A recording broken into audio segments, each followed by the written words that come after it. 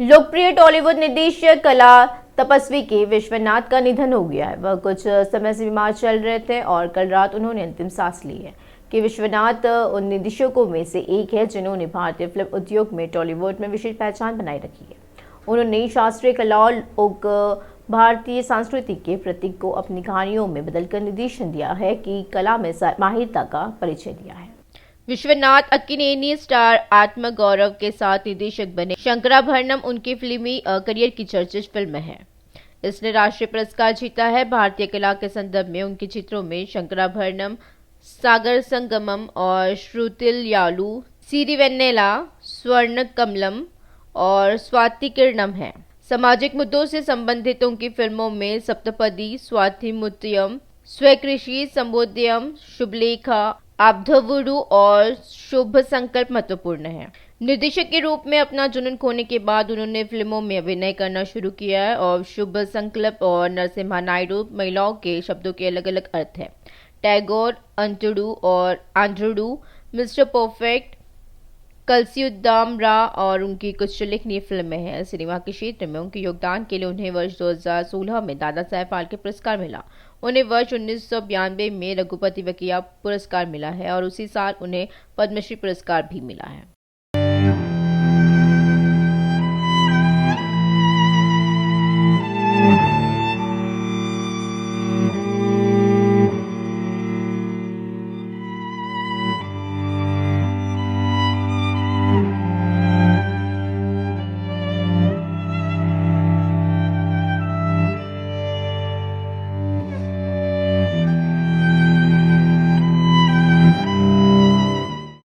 तेलंगाना विधानसभा की बजट बैठकें आज से शुरू होने जा रही है। दोपहर 12:10 पर राज्यपाल तमिलिसाई विधानसभा को संबोधित करेगी।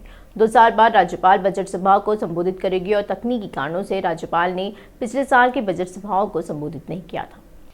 सरकार को लगा है कि इस बार भी राज्यपाल का भाषण नहीं दिया जाना चाहिए, लेकिन हाईकोर्ट के दखल के बाद दोबारा घोषणा की गई कि बैठकें राज्यपाल के अभिभाषण से शुरू होगी और 3 तारीख को दोनों सदनों को राज्यपाल के अभिभाषण के लिए धन्यवाद व्यक्त करते हुए 4 तारीख को विधानसभा और परिषद में अलग अलग प्रस्ताव पेश किए जाएंगे और उन पर बहस की जाएगी। वित्त मंत्री हरीश राव 6 तारीख को सुबह 11 बजे विधानसभा और विधानसभा मामलों के मंत्री प्रशांत रेड्डी परिषद में बजट पेश करेगी। 7 को बजट अध्ययन के लिए अवकाश दिया जाएगा और 8 तारीख से 5 दिनों तक विधानसभा होगी और विनियोग विधेयक की मंजूरी के साथ ही दोनों सदनों की कार्यवाही अनिश्चितकाल के लिए स्थगित कर दी जाएगी और इस सत्र में कांग रिपोर्ट पेश की जाएगी। परिषद के उपसभापति का चुनाव कराने की भी संभावना है। उधर पुलिस ने बजट बैठकों के दौरान आज विधानसभा के आसपास यातायात प्रतिबंध लगा दिया है। पुलिस ने कहा है कि प्रतिबंध आज सुबह 9 बजे से दोपहर 3 बजे तक लागू रहेगा। इस महीने की 5 तारीख को तेलंगाना कैबिनेट की बैठक होगी और राज्य कैबिनेट की बैठक प्रगति भवन में सुबह 10:30 बजे सीएम केसीआर की अध्यक्षता में होगी। कैबिनेट विधानसभा बजट बैठकों के संदर्भ में राज्य के बजट पर चर्चा और अनुमोदन करेगी। तेलंगाना विधानसभा की बजट बैठकें आज से शुरू होगी और दोपहर 12:10 पर राज्यपाल तमिलिसाई विधानसभा को संबोधित करेगी।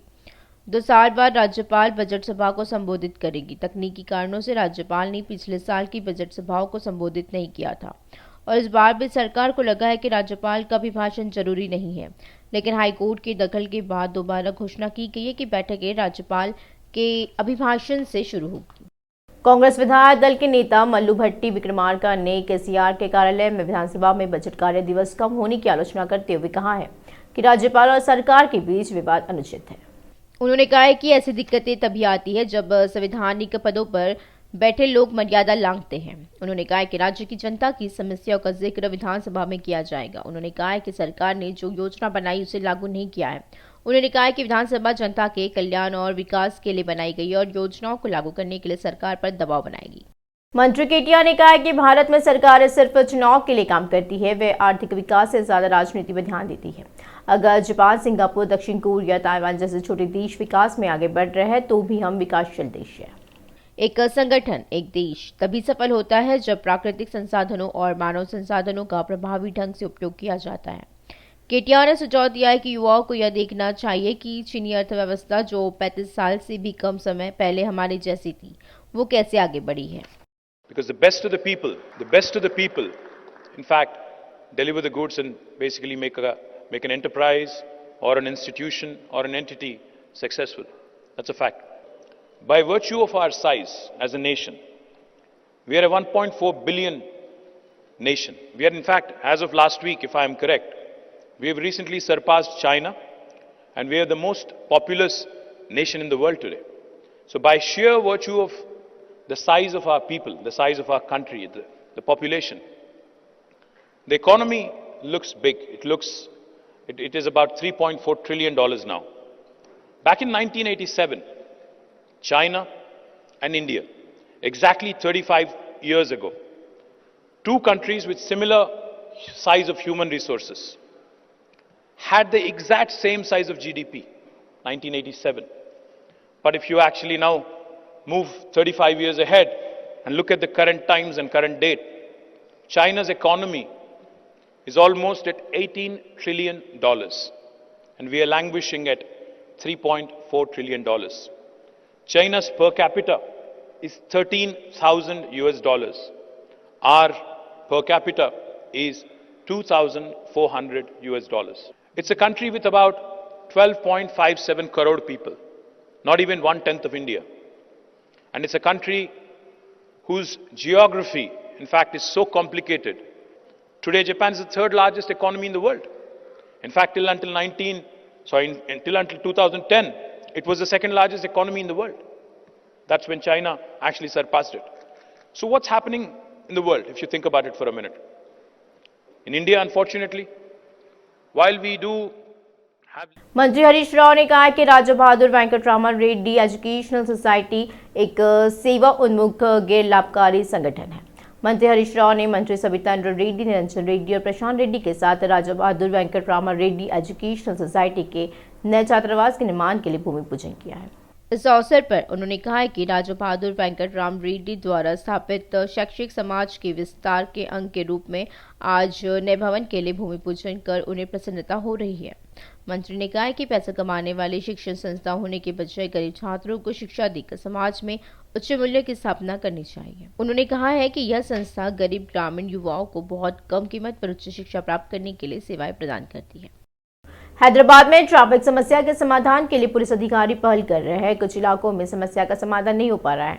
जैसे ही रेहड़ी और पटरी वाले सड़क पर आकर ठेला लगा देते हैं, यातायात के लिए समस्या हो जाती है। कुछ शॉपिंग मॉल के सामने वाहन खड़े हो जाते हैं, जिससे मुख्य सड़कों पर जाम लग जाता है।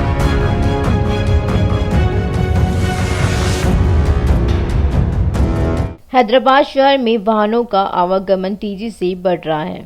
वाहनों का प्रयोग दिन ब दिन बढ़ता ही जा रहा है और पोस्ट कोविड लोग पुराने वाहनों पर भरोसा कर रहे हैं। इससे तमाम वाहनों की सड़कों पर भीड़ लग जाती है और कुछ मामलों में 1 किलोमीटर की यात्रा करने में 15 मिनट लगते हैं। ट्रैफिक पुलिस अक्सर वीवीआईपी के आने जाने के दौरान वाहनों को रोक देती है और इसके कारण वाहन चालकों को घंटों इंतजार करना पड़ता है।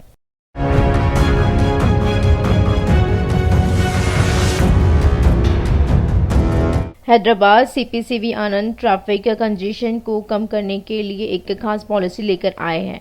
रोप के नाम से चलाए जा रहे इस कार्यक्रम के तहत वाहन चालकों, रेहड़ी पटरी वालों, व्यावसायिक व व्यावसायिक भवनों के व्यापारियों को यातायात नियमों का पालन करना होगा। रस्सी कार्यक्रम के नाम पर मौजूदा नियमों को कंधे से कंधा मिलाकर लागू किया जा रहा है। इसके हिस्से के रूप में चौराहे पर सिग्नल गिरने पर मोटर चालकों को स्टॉप लाइन से आगे नहीं बढ़ना चाहिए।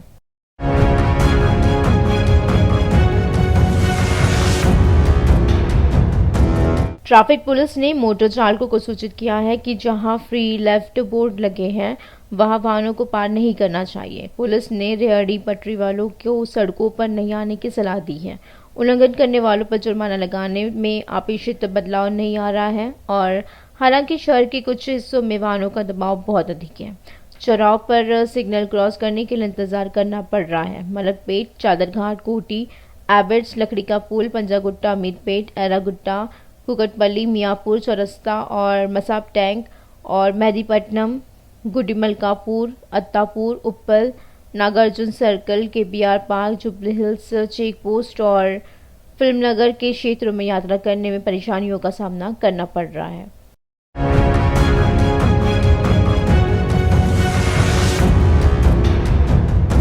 दिलसुख नगर चौराहे और मेहदीपट्टनम बस स्टॉप पर सड़कों और पैदल यात्रियों को पार करते समय यातायात रोकना पड़ता है। ट्रैफिक पुलिस की निगरानी में कमी के कारण मेहदीपट्टनम के करीब 1 किलोमीटर तक वाहनों की कतार लगी रहती है। ट्रैफिक पुलिस और राहगीरों को सड़क पार करने के लिए सिग्नल पर कुछ देर इंतजार करना पड़ता है। इसके अलावा पैदल चलने वालों को सामान्य समय में भी सड़क पार करनी पड़ती है।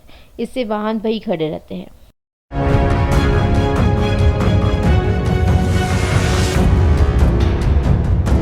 ट्रैफिक पुलिस ऐसे बर्ताव कर रही है मानो वहां पैदल चलने वालों पर नजर नहीं रख रही हो। कुछ इलाकों में रेहड़ी, खोमचे वालों और छोटे व्यापारियों के सड़कों पर आने पर ट्रैफिक पुलिस द्वारा लगाए गए जुर्माने की संख्या में कोई बदलाव नहीं हुआ है। पुलिस ट्रैफिक समस्या के समाधान के लिए और उपाय करना चाहती है।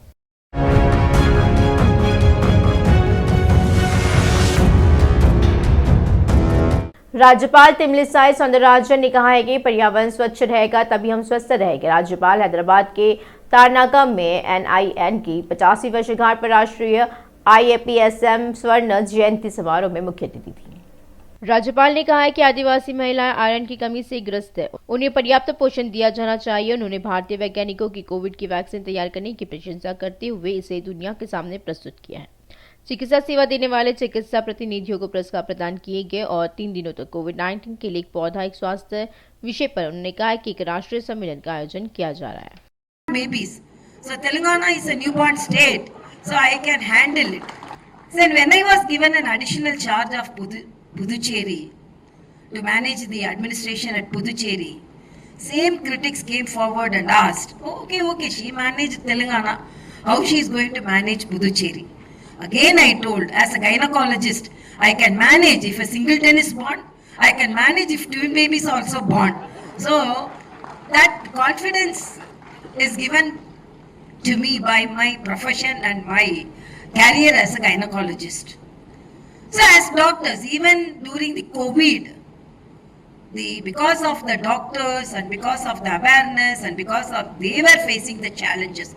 So only when some of the doctors were admitted during COVID here, when the doctors were on panic, I wore PPE and went to the hospitals and gave hope to them so that they are the saviors.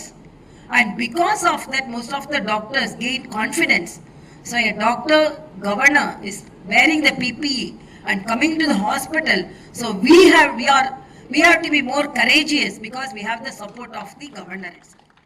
मंत्री मल्ला रेड्डी ने स्पष्ट किया है कि किसरगुट्टा ब्रह्मोत्सव में बड़ी संख्या में श्रद्धालुओं ने उमड़ने के कारण इस बार VIP पास रद्द कर दिया गया है। किसरगुट्टा मंदिर में भगवान शिव के दर्शन करने के बाद मंत्री मल्ला रेड्डी ब्रह्मोत्सव समन्वय बैठक में शामिल हुए हैं। इस बार मंत्री ने घोषणा की है कि ब्रह्मोत्सव के दौरान श्रद्धालुओं के लिए विशेष व्यवस्था की जा रही है। इस बार VIP पास रद्द कर दिए गए हैं और श्रद्धालुओं को असुविधा न हो इसके लिए ऑनलाइन टिकट बुकिंग की व्यवस्था की गई है।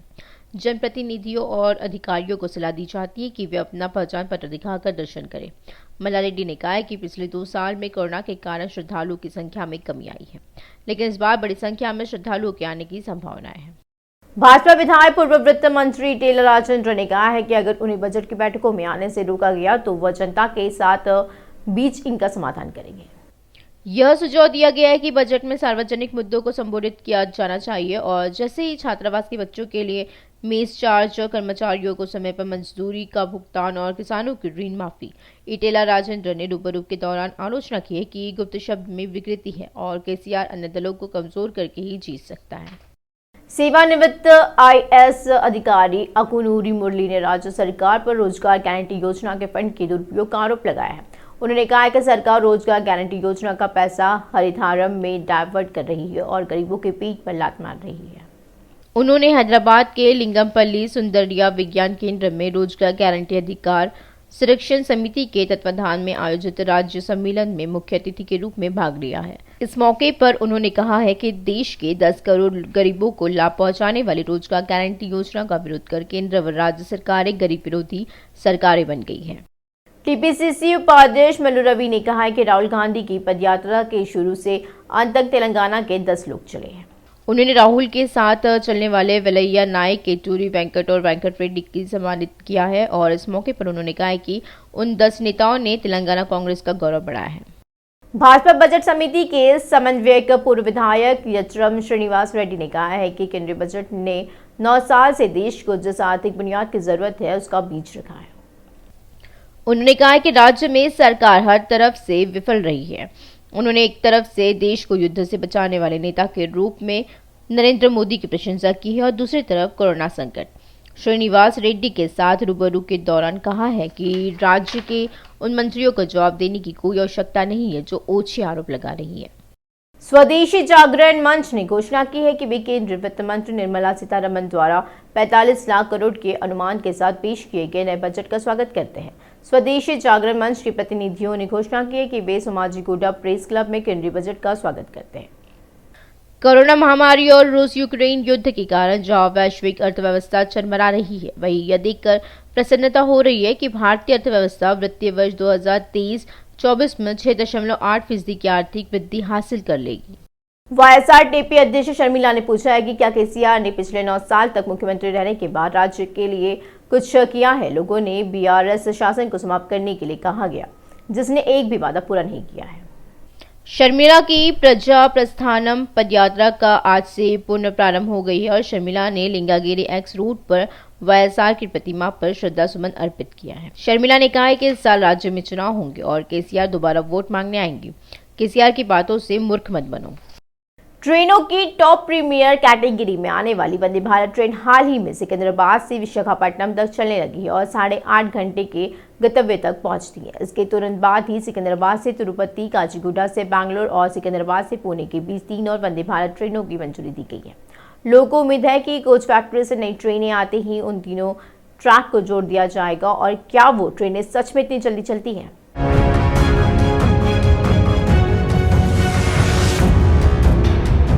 जबकि वंदे भारत रेल की अधिकतम गति 160 किलोमीटर प्रति घंटा है।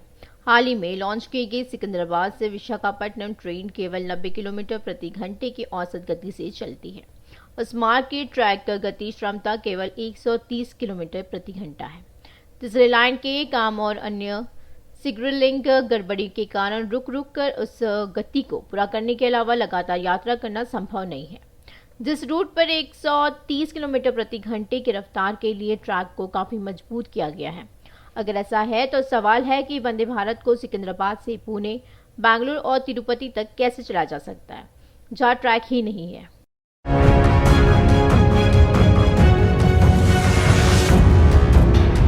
सिकंदराबाद से विकाराबाद, वाड़ी, सेडम, सोलापुर होते हुए पुणे, सिकंदराबाद से वाड़ी तक के इस मार्ग पर 130 किलोमीटर की गति को पूरा करने के लिए भी ट्रैक को मजबूत नहीं किया गया है।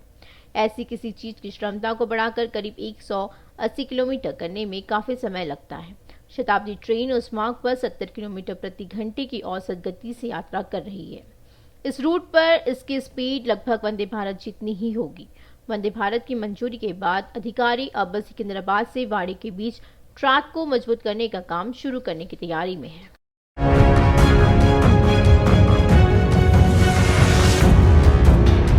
हैदराबाद से तिरुपति जाने के 3 रास्ते हैं। कर्नूल से होकर जाने वाले मार्ग पर रेल पथ को मजबूत करने का कोई कार्य नहीं किया गया है।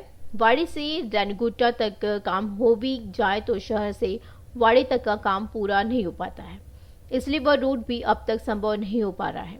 गुड्डूरू के राज से सिकंदराबाद से कांचीपेट, विजयवाड़ा और गुड्डूरू के बीच 130 किलोमीटर प्रति घंटे की रफ्तार के अनुरूप ट्रैक बदला गया है। इसे गुड्डूरू से तिरुपति तक करना होता है।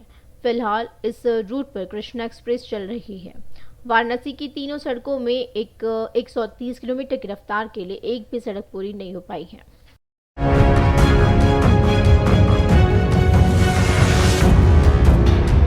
कर्नूल रूट पर अभी तक ट्रैक को मजबूत करने का काम शुरू नहीं हुआ है, जो कि हैदराबाद से बैंगलोर जाने वाला मुख्य रूट है। इस रूट पर फिलहाल दोहरीकरण का काम चल रहा है। अगर ये पूरे भी हो जाते हैं तो भी ट्रैक को मजबूत करने का काम शुरू नहीं होगा। सिकंदराबाद से महबूबनगर तक दोहरीकरण का काम हाल ही में पूरा हुआ है।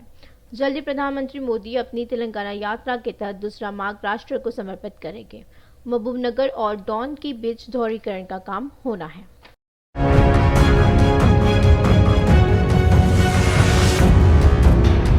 साथ ही गुत्थी और धर्मावरम और डोन के बीच भी कुछ होना बाकी है। यह मार्ग वर्तमान में वंदे भारत के लिए उपयुक्त नहीं है। साथ ही वाड़ी के रास्ते बैंगलोर जाने की संभावना है। यह तभी संभव है कि जब सिकंदराबाद से वाड़ी तक के रूट पर काम पूरा हो जाए। यदि इस मार्ग पर ट्रैक को पहले ही 130 किलोमीटर तक सुधार किया गया होता तो स्वीकृत 3 वंदे भारत ट्रेनों को तुरंत शुरू कर दिया गया होता। अगर आप उससे कम स्पीड तक सफर करना चाहते हैं तो आपको ट्रैक को मजबूत करने का काम पूरा होने का इंतजार करना होगा।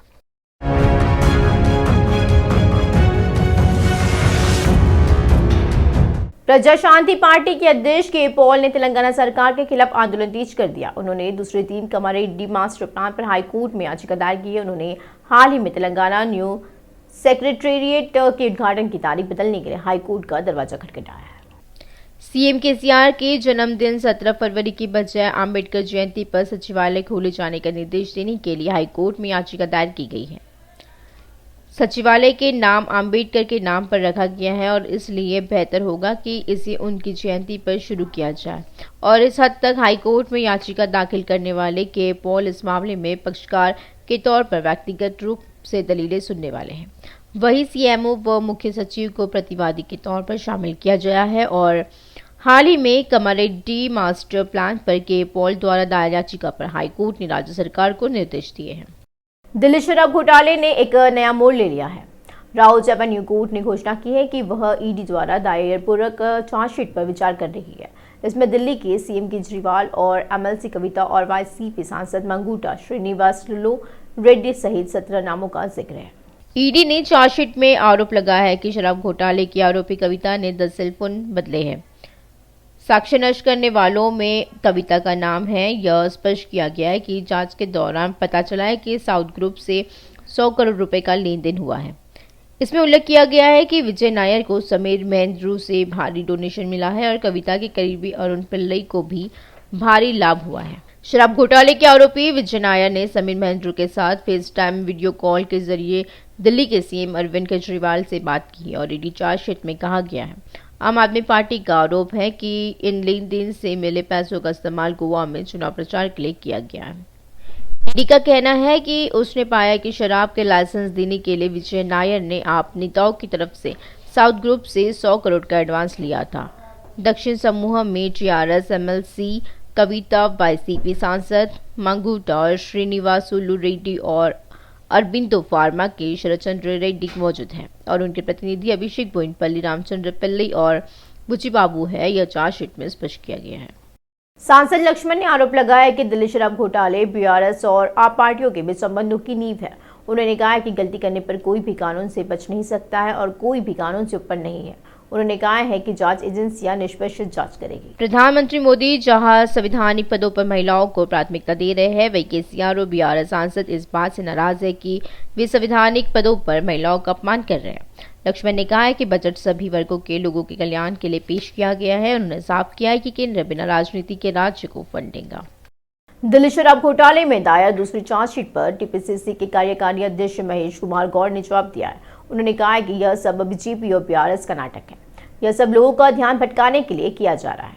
उन्होंने कहा है कि चार्जशीट के नाम पर दूसरी बार दाखिल किया गया है और लेकिन अब तक कोई कार्रवाई नहीं हुई है। वह शराब घोटाले से जुड़ी सारी बातें लोगों को बताना चाहते हैं। उन्होंने कहा है कि लोगों को ठगने की कोशिश बंद होनी चाहिए। लोग जानते हैं कि बीजेपी और बीआरएस एक ही है। टीएसपीएससी ग्रुप 4 परीक्षा की तारीख यहां है, जिसका लाखों छात्रों को बेसब्री से इंतजार है। टीएसपीएससी ने ग्रुप परीक्षा का शेड्यूल जारी कर दिया है। अधिकारियों ने खुलासा किया है कि यह परीक्षा 1 जुलाई को आयोजित की जाएगी। सुबह 10 बजे से दोपहर 12:30 बजे तक पेपर 1। उन्होंने बताया कि पेपर की परीक्षा दोपहर 2:30 बजे से 5:30 बजे तक होगी। पिछले साल दिसंबर में राज्य भर के विभिन्न विभागों में भरी जाने वाली 8,180 ग्रुप 4 की नौकरियों के लिए बड़ी संख्या में उम्मीदवारों ने आवेदन किया है। मालूम हो कि टीएसपीएससी ने हाल ही में छात्रों को कठिनाइयों को ध्यान में रखते हुए अंतिम तिथि को 3 फरवरी तक बढ़ाने का निर्णय लिया है, क्योंकि आवेदन की अंतिम तिथि 30 जनवरी को समाप्त हो गई थी। इन नौकरियों के लिए राज्य भर में 30 जनवरी तक 8,47,277 लोगों ने आवेदन किया है। आवेदन की अंतिम तिथि बढ़ने से यह संख्या और बढ़ने की संभावना है। तेलंगाना राज्य सरकार द्वारा बड़ी महत्वाकांक्षा के साथ बनाए जा रहे नए सचिवालय में आग लग गई है। ग्राउंड फ्लोर पर प्लास्टिक सामग्री ने आग पकड़ ली। इतने में सचिवालय के द्वार पर घना धुआं फैल गया। दमकल ने मौके पर पहुंचकर दमकल की 11 गाड़ियों से आग पर काबू पाया है। अग्निशमन महानिदेशक ने सचिवालय में अग्निशमन सेल का दौरा किया और ऐसा लगता है कि अधिकारियों ने आग कैसे लगी इसकी जांच शुरू कर दी है।